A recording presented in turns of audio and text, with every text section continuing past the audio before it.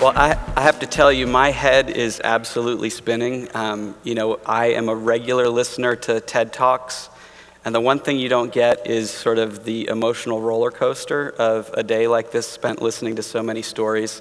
I laughed, I cried, it's been quite a day. But anyhow, I'm going to talk a little bit about location, place, innovation, the application of technology to problems, and transformation, sort of the nexus of all these things coming together. And I sort of thought about, hey, place, innovation, and I started to think a lot like an amateur geographer. I sort of spent a lot of time around geographers. I spent about 7 years as a friend of mine was getting their PhD in geography.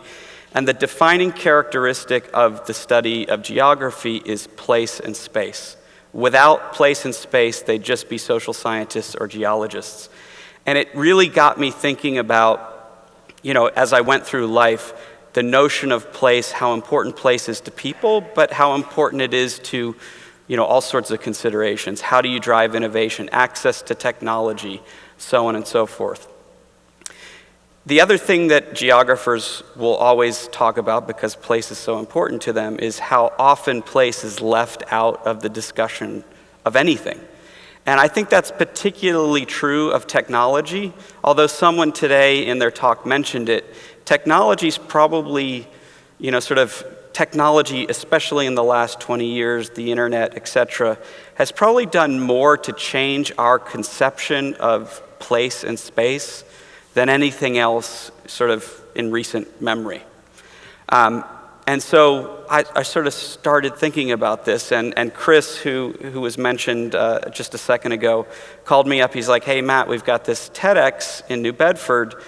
Why don't you come and talk a little bit about place? I'll tell you why he recommended that. But anyhow, my job at Dell, as he said, is to sort of look for new opportunities. It's always about innovation, technology. And sometimes we don't think a lot about place, so I kind of wanted to pivot on those three items.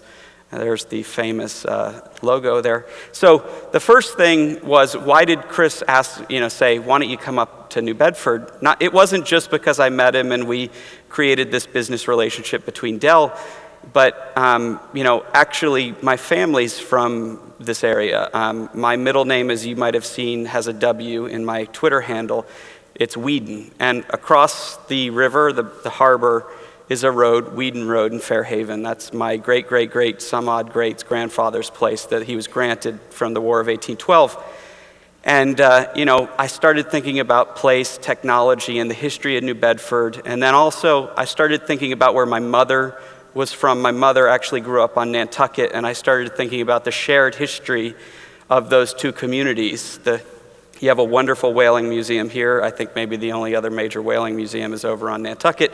And sort of it got me thinking about technology, disruption, all of these things. And I think these two communities offer some really valuable lessons about the history of technology. Technologists, people in my industry are obsessed with the notion of disruption. And they talk about it like it's something that just started happening. But disruption is, as sort of predictable as the sun. And you guys, if you're from here, you probably recognize the lighthouse on the left. That's the lighthouse out here. I think it's Palmer Island Light. And it was very familiar to a lot of folks on the 250 whale ships that operated out of New Bedford Harbor in the mid-1800s. On the other side is where my mother's from. That's Brant Point Light, which was there and installed for the same reason, all the whale ships leaving Nantucket. And I started sort of thinking about, hey, what are some pithy ways, because I'm a corporate guy, we're always looking for pithy ways to talk about stuff. And I'm like, oh man, and I started searching on images, and I was like, I got to talk about oil and all this stuff. And then I happened upon this image that's in the middle. And man, does it look like a crappy old lighthouse made out of wood, right? And I'm like, what a perfect image, because can anybody guess what that is? It is. It's the Drake oil well in Apple Tree Township, Pennsylvania, I think it is, or something like that. Anyhow, it's the first commercial oil well. It was dug right in that time frame. I think, if I remember correctly, it's about 1850 something. And it basically was the disruption that destroyed the whaling industry.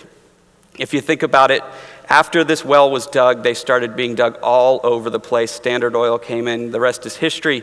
But the interesting thing is that, what was whale oil used for? It was whaled for lighting, it was used for lubrication in factories, it was used for all sorts of stuff. And the interesting thing is that after that well was dug and the oil was processed, kerosene cost 50 cents a gallon. Whale oil cost $2.50 a gallon and was rising because we were having to go to the ends of the earth. In fact, I just read something about a pretty tragic accident that happened. I don't know the date, but it was something like 20 some odd whale ships were lost off the coast of Alaska. Those 20 whale ships, I think, came from this town. So that is the perfect example of disruption. This town, and every town around America has faced, and frankly around the world, has faced disruption. It's been happening forever. It's as right as rain. It's going to happen everywhere. And so it offers really valuable lessons. I'll give you an example. Nantucket never actually pivoted to another industry of production. What did they do? They monetized their beautiful beaches and basically, I guess you could say, pumped wealth out of wealthy individuals coming to visit those beaches.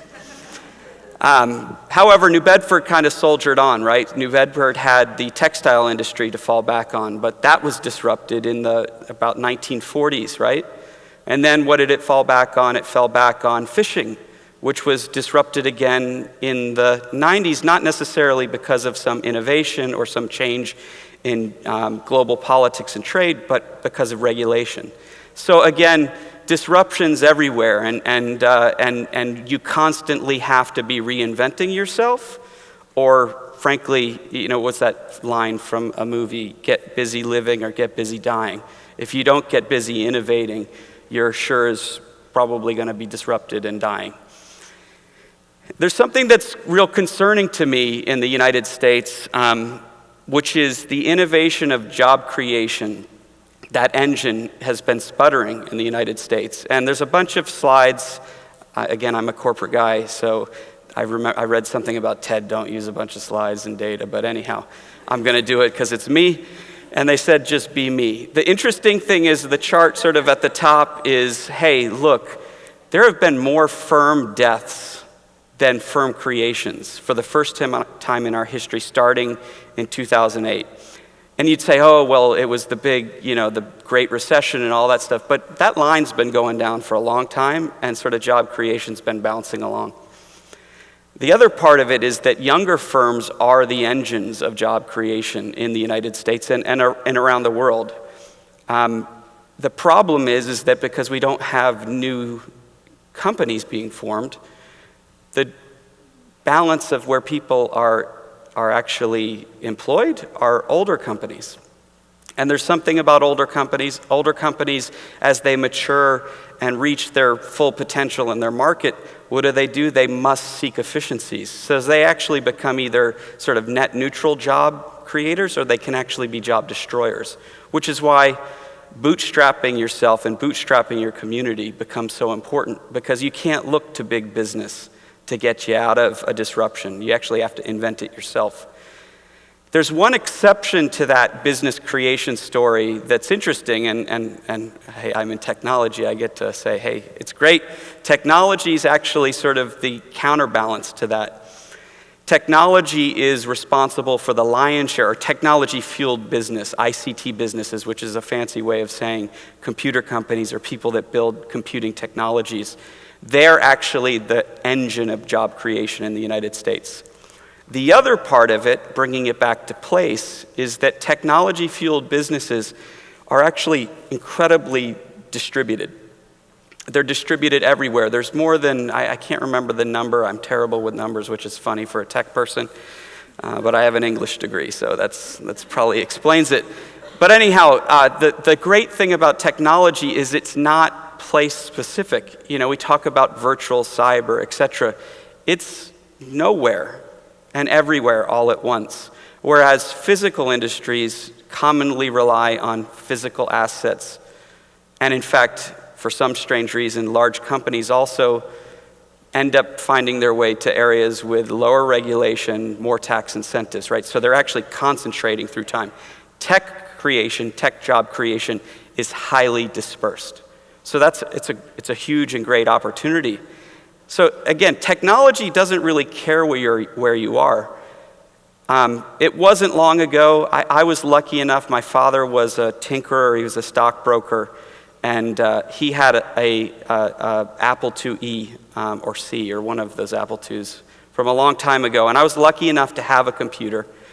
But they were very, very expensive, right? But today, any one of us, we're all carrying like a computer that's more powerful than most were 5 years ago in our pockets. But even more powerful is the fact that technology is incredibly accessible in terms of data center, heavy technology. You can go using a debit card, probably some other credit card type thing, and you can rent space on the largest, most sophisticated data centers on Earth. And it costs you fractions of pennies to do it. Technology has never been more accessible to everybody, and it doesn't care where you are. It doesn't care where you are at all. And in fact, so you've got this power of technology in everybody's hands. All of us can get access to it, and it's had really incredible impacts. We've got companies popping up everywhere. The other part of it that's really interesting is technology is also an interesting way out for existing businesses.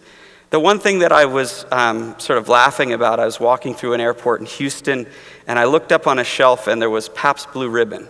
And I was like, why is Pabst, and I know why it's gotten very popular, but the interesting thing about Pabst Blue Ribbon is that some guy who worked for Pabst at the time actually heard about this hipster community in LA, and he's like, these guys are drinking tons, like why are we selling all this PBR there? And lo and behold, he's like, there's all these guys, they're sort of hipsters, counterculture types, and they think it's cool to drink PBR. How do we foster that a little bit more? And what they did is they used some incredibly interesting social media techniques to not clobber everyone with, hey, PBR is for hipsters, you ought to drink it. Instead, they just sort of fostered a community around the brand. And so I'm sort of thinking, while I'm from Austin, one of my favorite things on earth is Gaspar's Linguiça. And I'm like, why can't Gaspar's Linguiça be the PBR of cased meats, right? We need a social media team over on Fonts Corner Road. So anyhow, I'm pretty passionate about this notion of democratization of technology. We at Dell sort of sometimes, and a lot of you probably aren't in the tech industry, but Dell sometimes gets kicked around for not being this super inventive company. But I actually think we're amongst one of the most innovative companies, because instead of worrying about being that inventor, what we're really worried about is being a democratizer of technology and putting technology in the hands of as many people as possible. Thank you. And so these pictures are probably familiar from the video. I didn't see the video, but anyhow, this is from an event that was held not too long ago here in New Bedford. It's a project that we put together. I introduced some folks at Dell to Chris Resendez, who runs Impact Labs here, and he's doing amazing things in the area of IoT. I heard him speak at a conference in, of all places, Nantucket, so this starts getting really weird in terms of all these connections. And he spoke so passionately about the role of IoT in food security and industry and how it can, the power of transformation. I said, and then he's like, I'm from New Bedford. And I'm like, this is a perfect opportunity for us to work together, because you're working on sort of the notion of democratized IT. It's not just Wall Street and Silicon Valley and all these other places that have access to technology. It's everywhere. And to me, the most important thing for communities and places, coming back to place, the most important thing communities can do is invest in the lighthouses like Chris, the lighthouses of technology, and innovation, because we can't sit around in our communities being disrupted and being fearful of what's happening. We have all this talk about the robots taking over and blah, blah, blah. I just told you, that's where net job creation happens. We have to invest in the people that are bringing these technologies, this education, and these opportunities to town. That's why we do it as a company, but it's incumbent upon us as people in these locations, in these communities, to really embrace technology and its transformational power. So I'm gonna leave you. I told them I'd catch up, but time goes real fast when you're up here. I told them I'd catch up on time, but I wanna leave you with this one thought is, I believe that technology-fueled innovation has the power to positively transform every community.